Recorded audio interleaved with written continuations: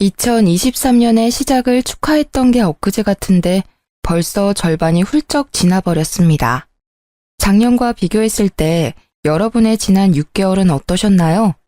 저의 지난 6개월은 엄청난 행운이 찾아온 건 아니지만 작년에 힘들고 괴로웠던 일이 많았던 터라 올해는 소소한 일상 자체가 큰 행복으로 다가오네요. 앞으로 남은 날도 큰 행운보다는 일상의 작은 행복으로 잘 마무리되었으면 좋겠습니다. 한 해의 절반인 6월을 마무리하며 작년 6월의 사건이 생각나 사연을 보내게 되었어요. 글솜씨가 부족하고 재미없어도 끝까지 들어주셨으면 좋겠습니다. 본격적인 이야기를 하기 전에 제 소개를 해야겠네요. 저는 지방 소도시에서 나고 자라 결혼까지 했고 지금도 지방에 사는 30대 여성입니다. 아기는 없고 20대부터 인터넷 쇼핑몰을 운영했어요. 요새는 사람들이 인터넷 쇼핑몰을 많이 해서 매출이 떨어지긴 했지만 오래전부터 꾸준히 이 일을 해와서인지 여전히 먹고 사는데 지장이 없을 정도로 넉넉한 매출이 나오고 있습니다. 제 부모님은 직접 농사 지으며 백반집을 운영하고 있어요. 평생을 바쁘게만 살아오셨고 그 덕에 지금까지 노후까지 문제없을 만큼 돈을 모았답니다. 남편은 결혼 당시 중소기업에 다녔어요. 월급이 한 번도 밀린 적이 없지만 상여금이나 보너스는 전혀 없고 급여도 크지 않았습니다. 시댁은 시어머니만 계시는데 농사 일하며 수확한 작물들을 팔아 생활비를 조금씩 벌고 있었어요. 이렇게 시댁 형편이 넉넉하지 않아서 신혼집을 친정에서 마련할 수밖에 없었습니다. 친구들은 결혼하며 시댁에서 집은 물론이거니와 비싼 예물을 받았다고도 하던데 저는 아무것도 받지 못했죠. 친구들이 부럽기도 했지만 시댁 형편상 어쩔 수 없다고 생각했습니다. 부모님 역시 신혼집은 형편이 되는 쪽이 마련하면 된다고 했고 돈이야 차근히 모으면 된다고 하셔서 우리의 결혼에 큰 불만은 없었어요. 무엇보다 딸인 제 선택을 적극적으로 지지했고요.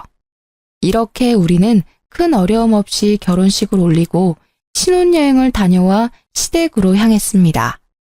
불편하고도 어색한 시댁에서 1박 2일을 마치고 신혼집을 가려는데 시어머니가 엉엉 울기 시작했어요. 아이고, 우리 아들도 이렇게 떠나가네. 엄마, 내가 뭐 어디 멀리 가? 그냥 옆 동네로 가는 건데 왜 이렇게 자꾸 우셔? 여기랑 우리 신혼집 차 타면 30분이야. 엄마 무슨 일 있으면 바로 달려올 테니까 울지 마요. 엄마가 자꾸 우니까 마음이 너무 아프잖아. 바깥 양반 저 세상 가고 나서 너를 남편처럼 생각하고 살았는데 이렇게 가버리니까 속상해서 그러지. 이제 이 집에서 나 혼자 살 자신이 없다. 쓸쓸하고 외로워서 어떻게 살아? 너 신혼여행 가 있을 동안에도 내가 얼마나 무섭고 외로웠는지 아니? 그런데 내 속은 하나도 모르고 전화 한 통도 안 하고 엄마 서운해. 핸드폰 배터리가 다 돼서 연락 못했어요. 엄마 미안. 그래도 속으로는 매일 엄마 생각하고 있었어.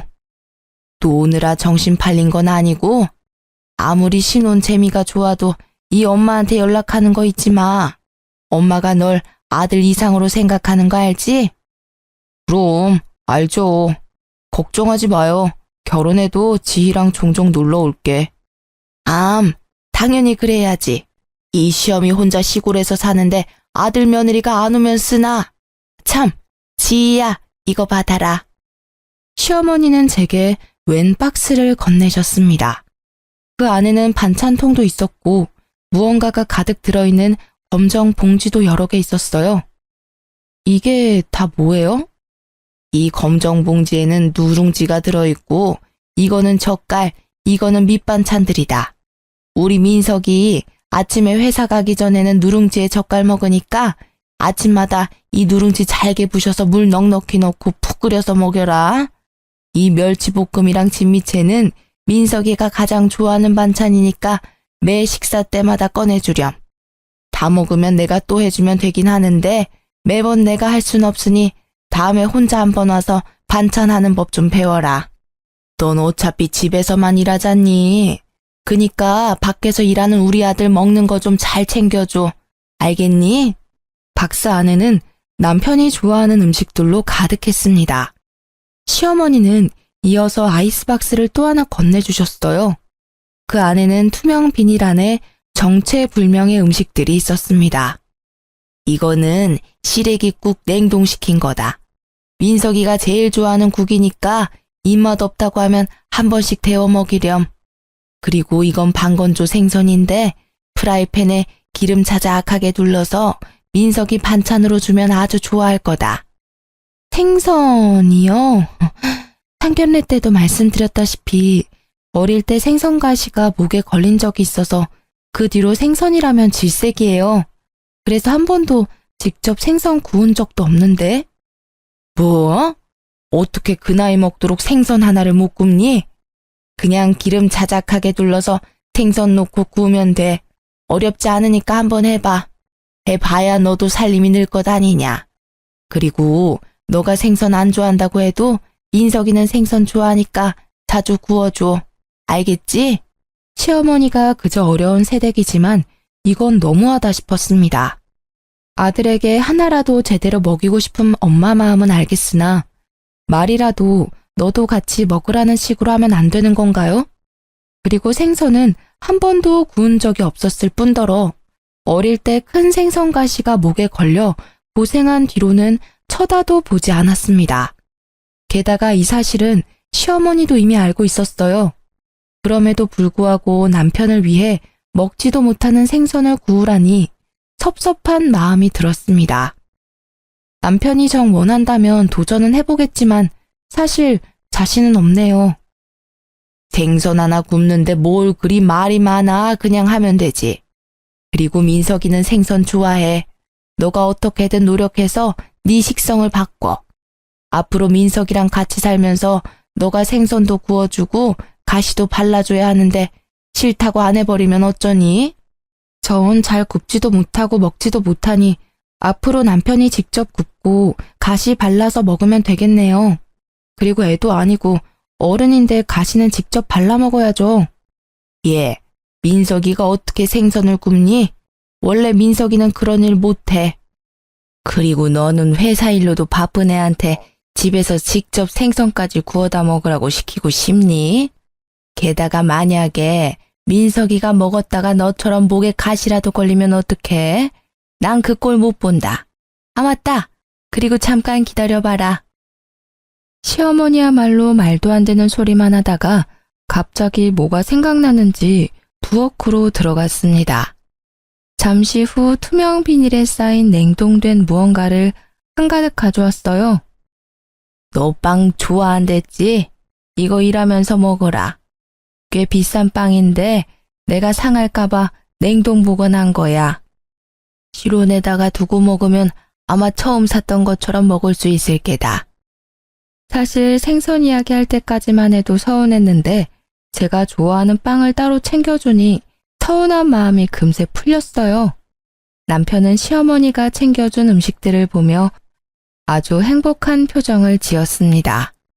우와, 우리 엄마 손 큰 건 역시 알아줘야 한다니까. 이것만 있어도 한 달은 넉넉히 먹고 살겠다. 엄마 고마워요.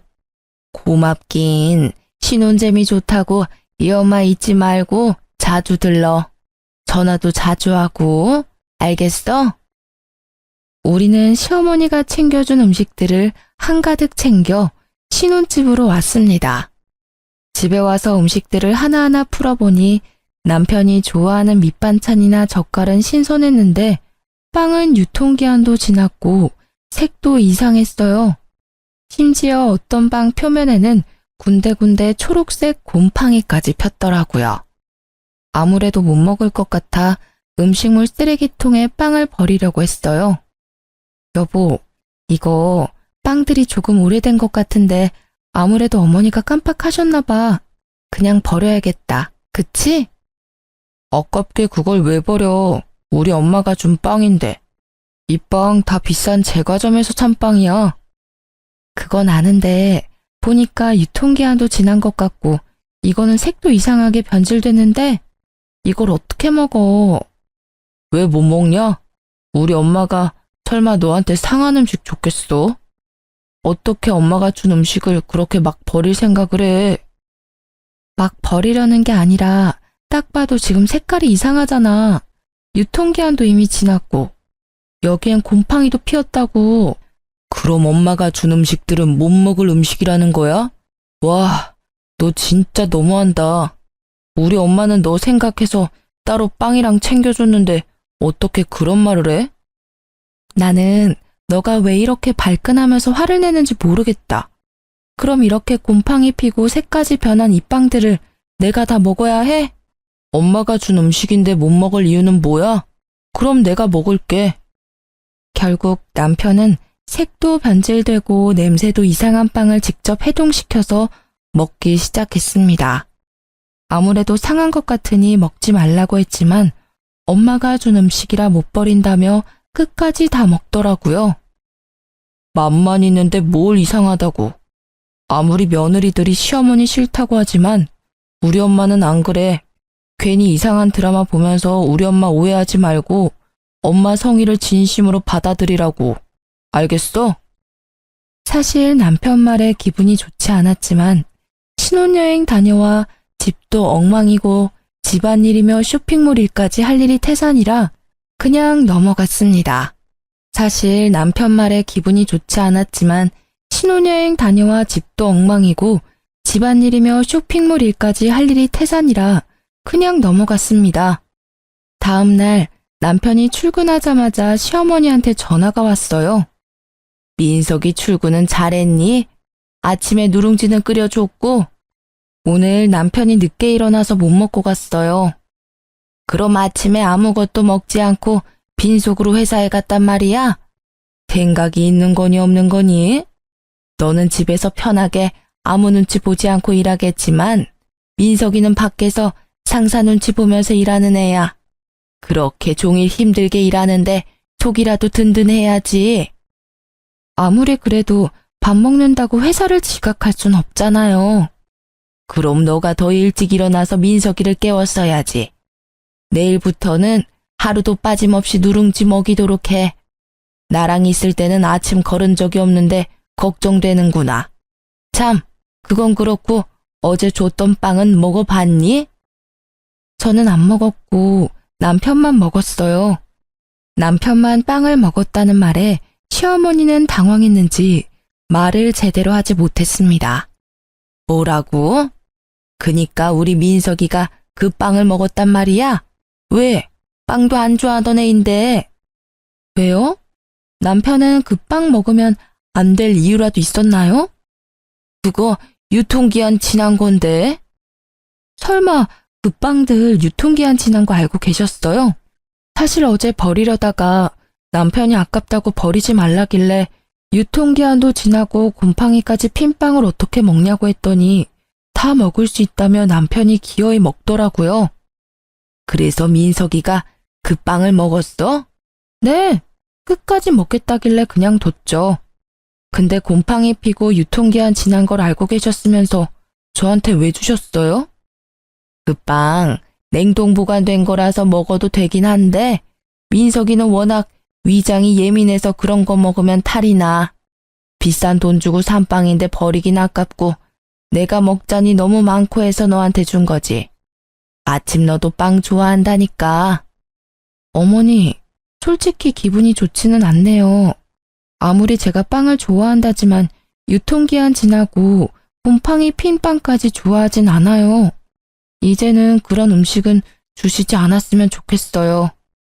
어머, 내가 뭐 너한테 독약이라도 줬니? 그리고 빵은 발효식품이라 곰팡이 좀 있을 때 먹어도 괜찮아. 너나 나같이 위장 튼튼한 사람들은 아무 문제 없다고. 내가 너한테 이런 이야기 들으니까 기분이 좋지 않구나. 나 며느리한테 못 먹을 음식물 쓰레기나 주는 그런 시어머니 아니다. 날 뭘로 보고? 기분 나빠서 전화 못하겠구나. 끊는다. 시어머니 말에 저 역시 기분이 나빴습니다.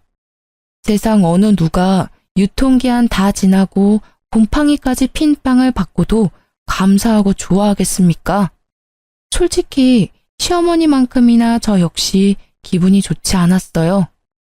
그렇게 전화를 끊고 그동안 밀린 일들을 처리하고 있는데 남편이 창백한 얼굴로 집에 오더라고요. 시계를 보니 아직 점심시간도 되지 않았습니다. 이렇게 빨리 무슨 일이야? 얼굴은 또 왜 이리 창백해? 나 배탈 났나 봐. 배가 너무 아파. 병원은 다녀왔어? 병원에 사람 많아서 일단 약국에서 약만 사왔어. 엄마도 지금 온다니까 엄마가 끓인 죽 먹고 하면 금방 낫겠지. 배탈 났으면 일단 병원부터 가야지. 그리고 걱정되게 어머니한테 전화는 왜 했어? 당연히 내가 아픈 거 엄마도 알아야지. 그리고 나 배탈 났을 때마다 엄마가 끓여준 죽 먹으면 금방 낫더라고. 그래서 죽 끓여달라고 엄마한테 전화한 거야. 저 역시 그동안 크게 아픈 적은 없지만 아파도 부모님이 걱정할까봐 굳이 말하지 않았거든요. 그런데 남편은 저와 생각이 많이 달라 보였습니다. 결국 남편 전화에 시어머니는 바로 달려왔어요. 민석아, 우리 민석이 괜찮아? 지희야, 너는 그러게 왜 그 빵을 민석이에게 먹였어? 내가 너 먹으라고 줬지 언제 우리 민석이 먹이라고 줬어? 너는 왜 그 빵을 민석이한테 줘서 우리 아들 이렇게 아프게 만들어? 너가 먹었어야지 너가. 어머니, 그럼 제가 배탈이 났겠죠. 그러게 애초에 유통기한 지나고 곰팡이 핀 빵 안 주셨으면 이런 일도 안 생겼잖아요. 됐고, 민석이 먹을 죽이나 끓여와. 냉장고를 열어보니 죽을 끓일 만한 마땅한 재료가 보이지 않아 어쩔 수 없이 쌀만 넣고 흰 죽을 끓였습니다. 배탈이 난 거니 괜히 이것저것 넣고 끓이기보다는 이게 더 낫다고 생각했어요. 정성 들여 열심히 끓였는데 시어머니가 죽을 보더니 혀를 끌끌 차더라고요. 아픈 사람한테 멀건 흰죽이 뭐니? 아무래도 배탈 났으니 괜히 다른 거 먹으면 더 탈이 날 것 같아서요. 배탈이 나서 아무것도 못 먹으니 더 영양가 있는 재료를 넣어야지. 시어머니는 제가 끓인 죽을 그대로 버리고는 집 앞 마트에 가서 한우 소고기를 사왔습니다. 그리고는 소고기를 잔뜩 넣고 죽을 끓여서는 호호 불어서 직접 먹이기까지 하더라고요. 다 큰 성인이 배탈 났다고 쫓아와서 죽까지 끓여다 먹여주는 모습을 보니 그저 기가 막혔습니다. 화라도 내고 싶었지만 너무 아파하는 남편 앞에서 큰 소리를 낼 수가 없어 그냥 조용히 있었네요. 그 뒤로 한 달 정도 시간이 흘러 6월이 되었습니다. 이번 주 주말에 약속 있어? 특별한 약속은 없는데 왜? 금요일부터 일요일까지 우리 집에 가서 개복숭아 수확하는 일 좀 도와드리자. 엄마 혼자 이 뜨거운 날 농사일 하시는 게 얼마나 힘들겠어. 같이 갈 수 있지? 나야 뭐 그 전날 미리 일해놓으면 갈 수야 있지. 그런데 당신 회사는 어떻게 하고? 금요일에 연차 쓰고 가야지. 솔직히 어느 며느리가 시댁에 일하러 가는 게 좋겠습니까? 하지만 친정 부모님이 농사 지을 때 많이 힘들어하는 모습을 봐서 당연히 도와드려야겠다는 생각에 알겠다고 했습니다. 대신 금요일에 가려면 그 전날 어느 정도 일을 많이 해야 했어요. 그래서 목요일에 밥 먹는 시간과 잠을 줄여가며 주말까지 해야 할 일을 마무리 지었습니다. 제가 이렇게 일할 동안 남편은 친구들과 술을 마시러 갔어요. 다음날 연차라며 약속을 잡더니 금요일 새벽 1시에 네 발로 기어서 집에 들어왔답니다. 그리고 금요일 새벽 아침 일찍 시댁에 도착하려면 슬슬 일어나서 준비해야 하는데 남편이 숙취로 일어나지 못하더라고요. 기다리다 못한 저는 남편을 깨우기 시작했습니다. 야, 일어나봐. 오늘 개복숭아 수확하러 가기로 했잖아. 10분만 더 잘게. 어제 술을 너무 많이 먹어서 머리가 깨질 것 같아. 그러게 어제 술을 왜 그렇게 많이 먹었어? 아, 몰라. 좀만 더 누워있을래. 숙취로 힘들다며 늦장 부리는 남편 때문에 늦게 시댁으로 출발했습니다. 시어머니는 늦은 우리, 아니지, 제가 마음에 들지 않았는지 표정이 좋지 않았어요. 아침 일찍 온다더니 왜 이리 늦었어? 둘 다 밥은 먹었어? 남편이 늦게 일어나서 먹지 못했어요. 그럴 줄 알았다. 일하러 오는 사람들이 밥도 안 먹고 오면 어떻게 이래? 와서 일단 밥부터 먹어.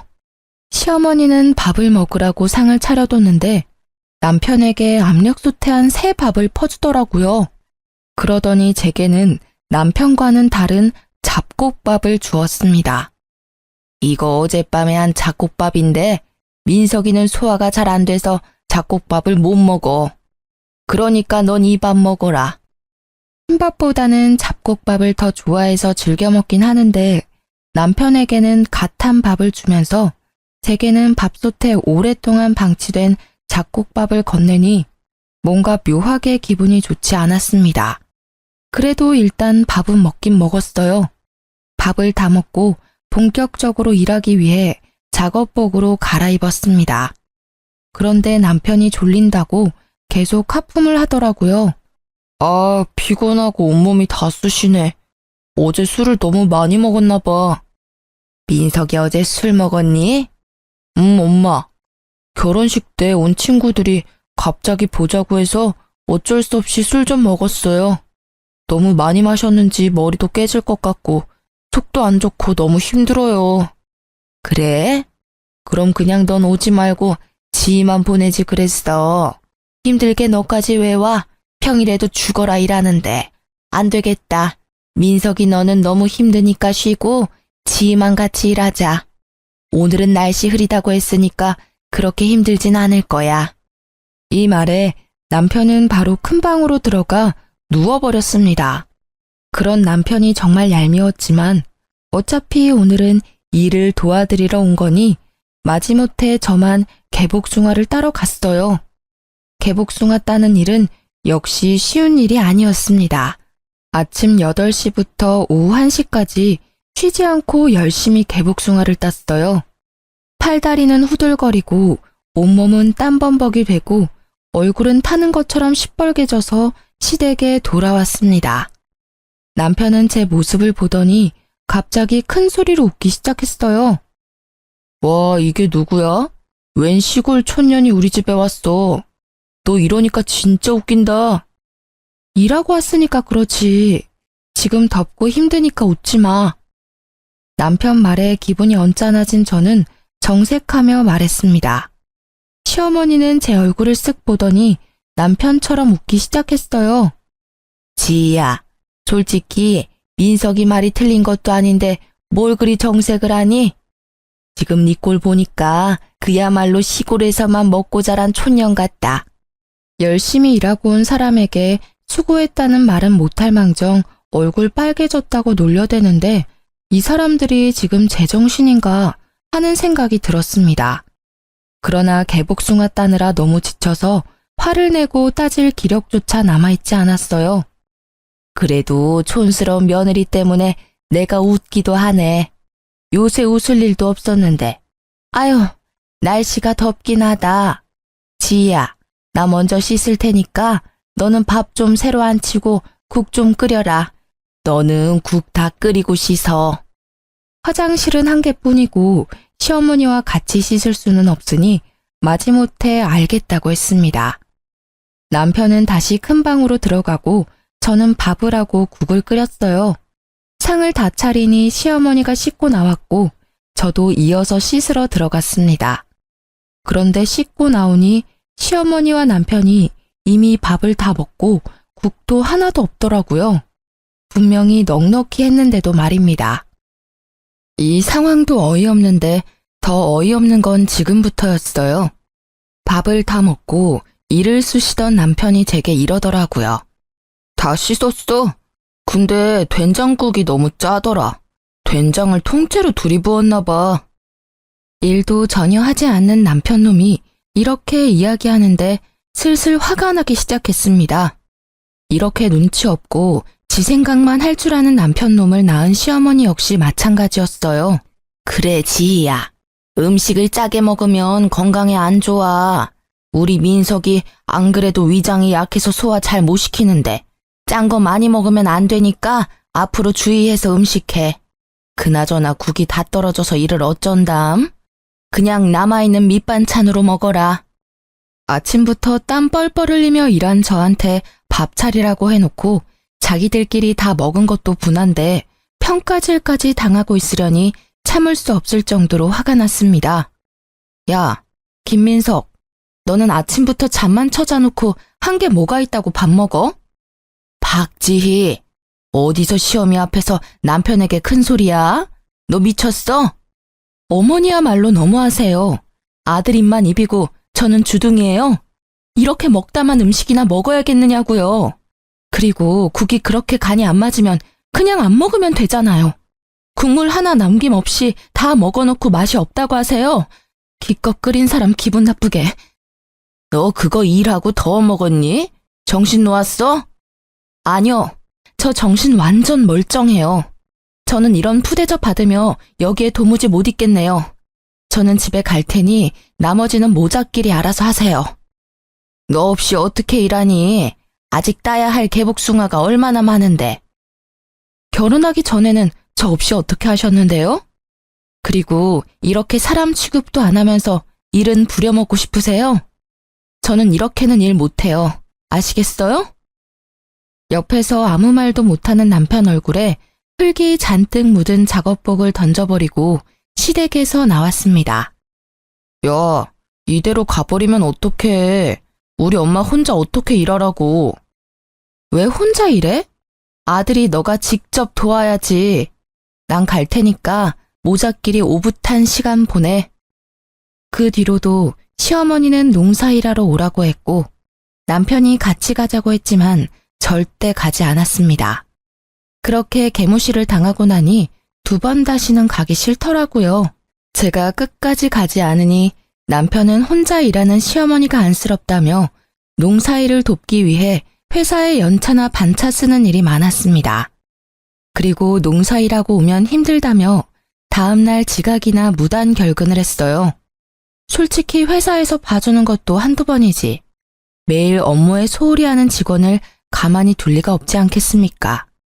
결국 시어머니 농사일 때문에 근태가 엉망인 남편은 1년 만에 권고사직을 당하고 백수가 되어버렸습니다.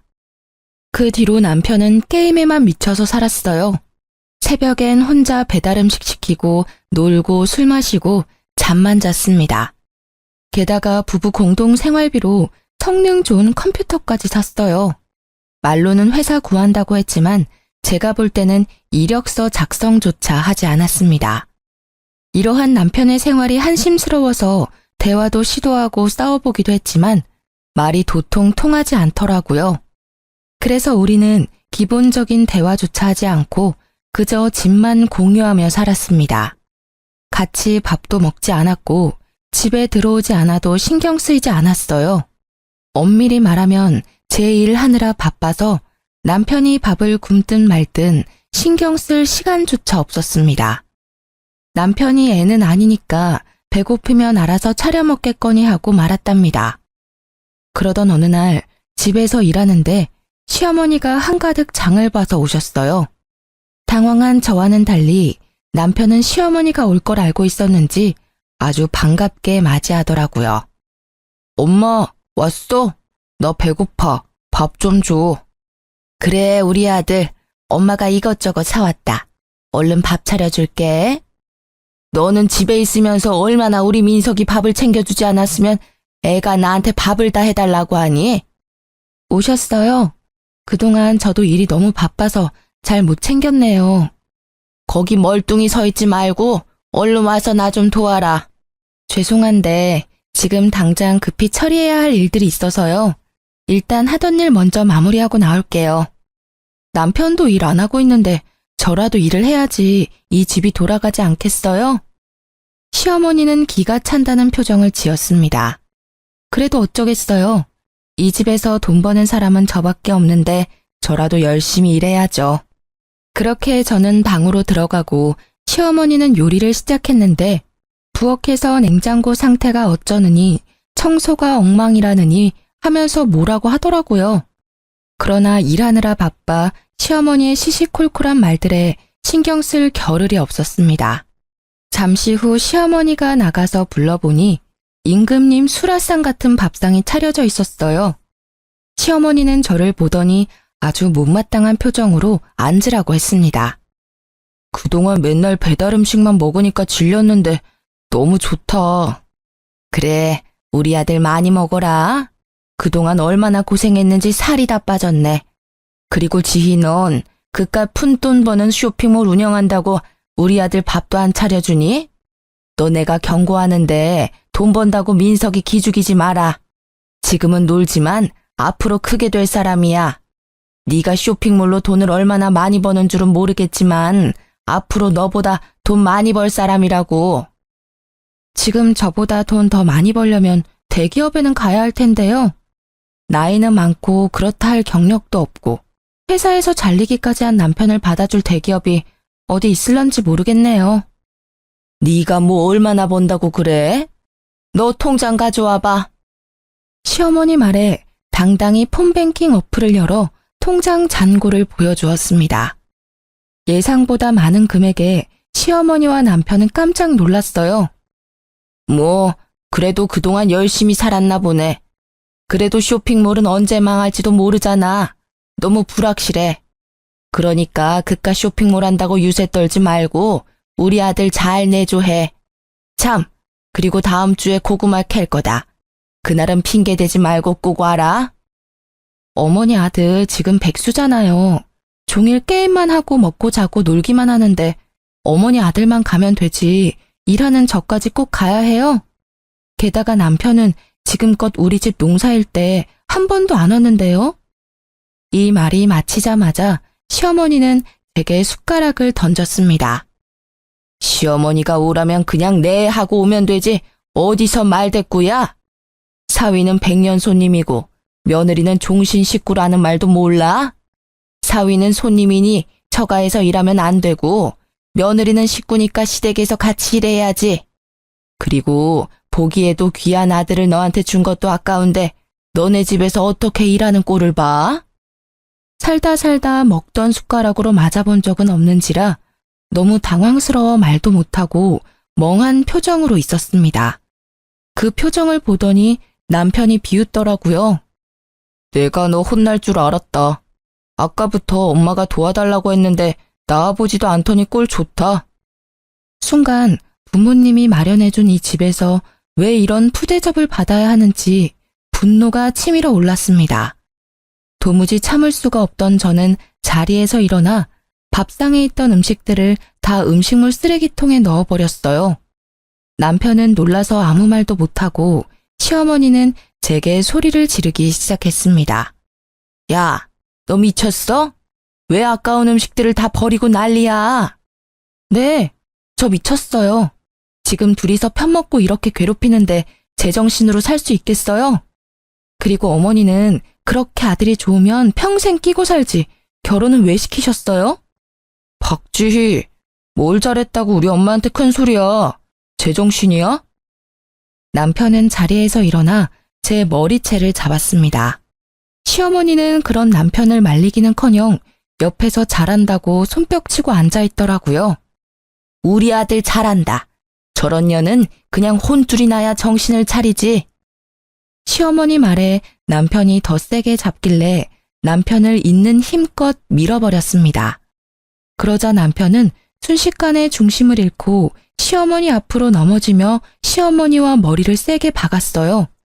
둘이 박치기를 하고 아파하는 모습을 보니 너무 웃겼던 저는 배꼽을 잡고 깔깔대며 웃었습니다. 야, 웃기냐? 나랑 엄마는 아파 죽겠는데 이게 웃겨? 그럼 안 웃기니? 그러게 내 머리채는 왜 잡고 난리야? 됐고 이제 나 너랑 못 살겠다. 이혼해. 김민석, 이 집이 우리 부모님이 사준 집인 거 알지? 당장 나가. 당장. 이혼? 어디 이혼이 뭐 쉬울 것 같아? 난 너랑 이혼 안 해. 이 집에서 절대 안 나갈 거야. 그래. 우리 아들 호적 더러워지게 이혼은 무슨 이혼이니? 한번 결혼했으면 계속 같이 살 생각을 해야지. 하여튼 요새 젊은 것들은 조금만 수틀리면 다들 이혼 얘기 꺼내지. 상황 파악 못하고 계속 헛소리를 짓거리길래 가만두면 안 되겠다는 생각이 들었습니다. 그래서 남편 방으로 가서 남편이 애지중지 아끼는 모니터를 바닥에 던져버렸어요. 야, 그게 얼마짜린데 그걸 박살내. 너 정말 제정신 아니구나. 내가 지금부터 셋 셀 거야. 그동안 네 엄마 데리고 안 꺼지면 이 컴퓨터 본체도 박살내버린다. 하나, 둘. 잠깐, 망치가 어딨더라? 알았어. 진정해. 일단 나갈게. 나중에 너 좀 진정되면 그때 다시 얘기해. 남편은 시어머니를 데리고 나갔고 저는 바로 이혼 서류를 작성해서 남편 짐과 함께 시댁으로 보냈습니다. 잠시 후 남편에게 전화가 왔어요. 이게 다 뭐야? 왜 내 짐을 다 보냈어? 못 들었니? 우리 이혼한다고. 이혼하는데 이 집에 네 짐 따위는 필요 없잖아. 다 내다 버리려다가 그래도 그건 아닌 것 같아서 니네 집으로 보낸 거니까 감사하게 생각해. 무슨 이혼이야? 이혼 못해. 너 진짜 왜 그래? 몰라서 물어? 너랑 니네 엄마가 했던 행동들을 생각해봐. 내가 이혼 안 하게 생겼나? 아무튼 이혼 안 해주면 난 소송할 테니까 그런 줄 알아. 내가 뭐 불륜을 저지른 것도 아닌데 어떻게 소송을 해? 이혼 소송하는데 돈이랑 시간이 얼마나 많이 드는데. 1년, 2년, 아니 10년이 걸려도 난 너랑 이혼 소송할 거야. 내 전 재산을 다 털어서라도 반드시 갈라설 거라고. 근데 어쩌냐? 나는 돈이 좀 있는데 넌 돈도 없잖아. 소송까지 가면 너는 보나마나 거지꼴 될 텐데 괜찮겠어? 남편은 제 말에 한참을 씩씩대더니 이혼은 절대 못한다며 전화를 끊었습니다. 그 뒤로도 한동안 이혼 못하겠다고 버티길래 이혼 소송을 진행하니 결국엔 돈 없다고 이혼에 합의하더라고요. 남편과 무사히 이혼 후 저는 신혼집을 팔고 부모님 집으로 들어갔습니다. 남편도 저의 집에서 쫓겨나 그토록 사랑하는 자기 엄마 품으로 돌아갔어요. 이렇게 갈라섰지만 동네가 워낙 좁아서 전 남편 소문이 계속 들렸습니다. 전 남편은 이혼 후 바로 국제 결혼으로 재혼했어요. 그런데 전 시모가 외국 며느리에게 밭일에 집안일을 엄청나게 시켜댔다고 합니다. 얼마나 시켰는지 동네 사람들이 다들 외국 며느리가 불쌍하다고 말할 정도였대요. 참다 못한 외국 며느리는 집에서 돈 될 만한 것들을 다 들고 한밤중에 몰래 본인 나라로 도망가 버렸다고 합니다. 저한테도 며느리라고 그렇게 무시를 했는데 외국 며느리는 얼마나 악독하게 부려먹었을지 상상이 가더라고요. 반면에 제 쇼핑몰은 이혼 후에도 나날이 성장해서 혼자 모든 일을 처리하기가 버거웠습니다. 같이 일할 직원들을 구하기 위해 인터넷에 구인 공고를 올리고 사무실도 좋은 곳으로 마련했어요. 하루는 사무실에서 바쁘게 일하고 있는데 전 남편한테 한번 보자고 연락이 왔습니다. 이혼하고 힘들게 산다는 소식을 듣기는 해서 꼴이 어떤지 궁금하더라고요. 그래서 사무실 근처 카페에서 만나자고 하고 가보니 전 남편과 전 시모가 세상 불쌍한 표정으로 나란히 앉아 있었습니다. 오랜만이네요. 잘 지내셨죠? 지희야, 잘 지냈지? 너가 얼마나 보고 싶었는지 모른다. 왜요? 그렇게 저를 구박하시더니. 사실 며느리는 식구니까 어떤 일을 시켜도 다 이해해 줄 알았다. 원래 가족이라는 게 서로 허물이 있어도 다 이해하고 넘어가잖아. 너가 편하기도 하고 좋아서 자꾸 말이 막 나왔던 것 같아. 진심으로 미안하구나. 이 늙은이가 진심으로 사과하마.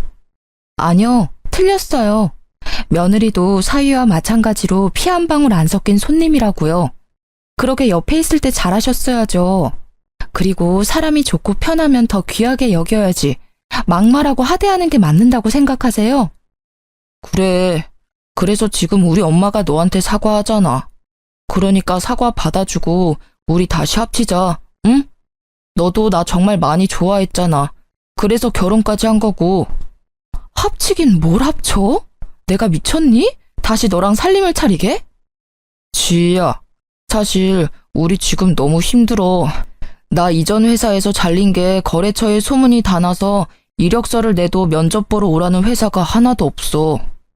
그럼 너랑 니네 엄마랑 힘 합쳐서 열심히 농사 지으면 되겠네. 그거 팔아서 돈 벌면 되잖아. 올해 농사는 이미 망했어. 멍청한 외국 옆에네가 말귀를 못 알아들어서 거름을 밭에 엄청 주는 바람에 아무것도 자라나지 않아. 땅이 완전히 썩어버렸다고. 게다가 그년이 집에서 돈 될 만한 것들 다 들고 튀어버려서 돈 나올 구멍이 하나도 없어. 진짜 굶어 죽겠다고. 그러니까 옛 정 생각해서 나랑 다시 살아주면 안 될까? 아니다. 그게 정 싫으면 너 쇼핑몰 하니까 일거리라도 좀 주면 안 될까? 보니까 너 쇼핑몰에 직원 뽑던데 그 직원 내가 하면 안 돼? 내가 널 뭘 믿고 거두니? 맨날 놀고 먹고 자기만 하고 마마보이인 너를 어떻게 믿고. 차라리 공사판에라도 가서 일해. 몸을 굴리고 땀을 흘리면서 돈을 벌라고. 남한테 기생하려는 생각만 하지 말고. 지희야, 너가 우리 아들한테 화가 많이 난 것은 알겠다만 어떻게 우리 귀한 아들한테 공사판에서 일하라는 막말을 하니? 공사판이 뭐 어때서요? 아줌마 아들처럼 사지 멀쩡한데 백수로 지내는 것보다 공사판에서 땀 흘리며 돈 버는 게 훨씬 더 나아요. 아니면 그냥 이렇게 살다가 둘 다 거지 돼서 밖에서 빌고 살든가요. 뭐? 시어머니한테 아줌마? 네, 아줌마. 이 인간이랑 나랑 끝난 사이인데 당신이 왜 내 시어머니야? 지금 내가 보기엔 그냥 아들만 바라보는 생각 없는 아줌마야. 아줌마, 정신 차려요. 그렇게 아들 싸고 돌다간 당신 아들 아무것도 못하는 멍청이 돼. 내가 애를 낳아보지는 않았지만 당신처럼 키우는 건 아니라고. 세상의 매운맛도 보여주고 해야지. 아무튼 난 이제 바빠서 들어가요. 내 충고 명심하고. 이 일이 있었던 후로 2달 정도가 지났을까요? 신축 아파트 공사단지를 지나가다가 우연히 전 남편이 일하고 있는 모습을 보았습니다. 전 남편은 저를 발견하고 도망갔지만 일부러 쫓아갔어요. 아들 사랑 지극한 너네 엄마 애타서 어쩐다니? 내가 공사장이라도 가라고 할 때는 공사판에서 어떻게 일하냐고 하더니 결국엔 내 말대로 돼버렸네? 이거라도 해야지. 일자리도 못 구하고 엄마랑 나랑 굶어 죽을 판인데 손가락만 빨며 살 수는 없잖아. 그래, 지금이라도 정신 차렸다니 다행이다. 한 번뿐인 인생인데 이것저것 하면서 열심히 좀 살아. 그렇게 살다 보면 언젠간 쥐구멍에도 볕들 날이 오지 않겠니? 내가 차마 너한테 잘 되라는 좋은 말은 못하겠다. 안녕. 전 남편은 제 말에 기분이 상했는지 표정이 일그러졌지만 뭐라고 딱히 말을 하지는 않더라고요. 그 뒤로는 전 남편을 보지 못했습니다. 가끔 소문으로는 집을 팔고 다른 지역으로 떠났다고는 하더라고요. 이렇게 완전히 전 시댁과 연이 끊긴 지 벌써 1년이라는 시간이 흘렀습니다. 제 성격이 무던하고 털털하기는 하지만 그래도 이혼이 큰 충격이고 상처였는지 한동안은 몸이 매우 아팠어요.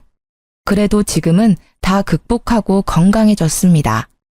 다만 결혼 전에도 여름에 복숭아청을 탄산수에 타서 종종 먹었는데 이제는 복숭아만 보면 괜히 화가 나서 나무도 쳐다보지 않는답니다.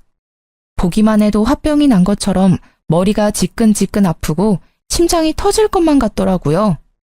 그리고 지난주 그동안 차곡차곡 모아둔 돈으로 큰 집으로 이사를 했어요. 물론 부모님과 함께요. 아직 집 정리가 안 돼서 엉망이지만 부모님께 큰 효도한 것 같아 너무 뿌듯했습니다. 어제는 가족끼리 외식을 하고 부모님과 노래방에 갔는데 아빠가 있을 때 잘해라는 노래를 구성지게 부르시더라고요. 그 노래를 듣고 있자니 전 시모와 전 남편 놈이 생각이 났습니다. 옆에 있는 사람에게 잘했으면 이혼당하지는 않았을 텐데 귀한 줄 모르다가 결국 거지꼴이 되었잖아요. 저는 절대 그렇게 살지 말고 제 옆에 있는 가족들, 든든한 직원들 하나하나를 다 귀히 여겨야겠다고 다짐하고 또 다짐했습니다. 저의 이야기는 여기까지입니다. 부족한 글솜씨인데도 끝까지 들어주셔서 감사합니다. 모두 행복하세요.